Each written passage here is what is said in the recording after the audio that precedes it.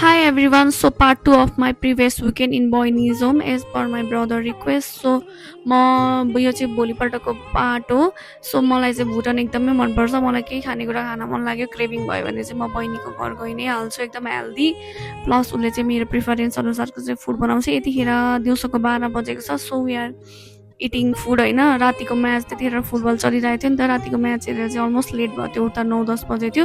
So उसले chicken पनि ल्याएको थियो. बर्ड फ्लू छ, म खान्न भनेको, त्यसलाई मनपर्छ भनेर अलिकति थोरै रोस्टेड गरेर चाहिँ उसले बनाइदिएको छ. सिमिलरली द अम्लेट डिसमा थियो. सो हाम्रोमा चाहिँ सबै नन भेज आइटमहरू मात्रै बनेको थियो. मैले भुटान भएपछि मलाई केही नै चाहिँदैन, यस्तो भात दिए पनि हुन्छ, खाना दिए पनि हुन्छ भनेको थिएँ. नो, बट उसले चाहिँ मलाई जे जे मनपर्छ त्यही प्रिफरेन्स अनुसार चाहिँ बनाएको थियो. सो दिस इज काँक्रा गाजरको अचार. सो यो चाहिँ मेरो बहिनीको लिभिङ रुम हो. त्यो भित्तामा भएको फोटोमा चाहिँ मेरो बहिनी हो.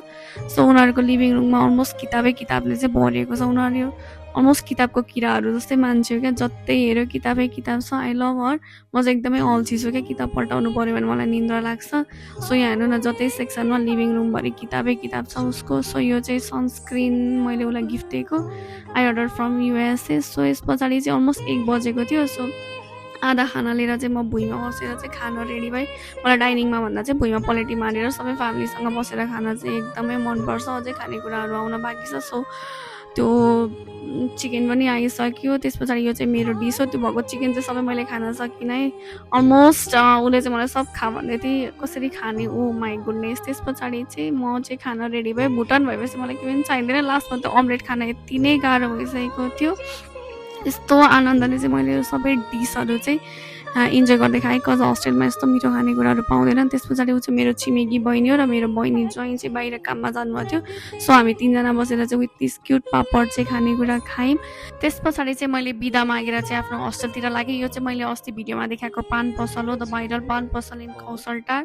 मैले चाहिँ बाइक पठाउ चाहिँ बुक गरेको थिएँ. कज मलाई थाहा थियो गाडीमा त कति जाम हुन्छ भनेर. अलमोस्ट 6 बजेको थियो यतिखेर म निस्किँदाखेरि. बाइकमै कति जाम फेस गर्नु पऱ्यो. गौशालामा चाबेल कौसलटारको जाममा यस्तो दिक्क लागिसकेको थियो क्या. धन्न घाम चाहिँ चर्केको थिएन, अलमोस्ट राति साँझ थियो नि त. अनि जामलाई चाहिँ जाममा चाहिँ एकछिन बस्दै गरेर चाहिँ अलमोस्ट म हस्टेल पुग्दाखेरि चाहिँ 7:30 भइसकेको थियो. 1 घन्टा 1.5 घन्टा 20-25 मिनटको बाटो इन बाइक पठाउ.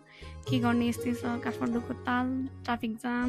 अनि त्यस पछाडि म हस्टेलमा गएर खाना खाएर चाहिँ सुतेँ. Thanks for watching.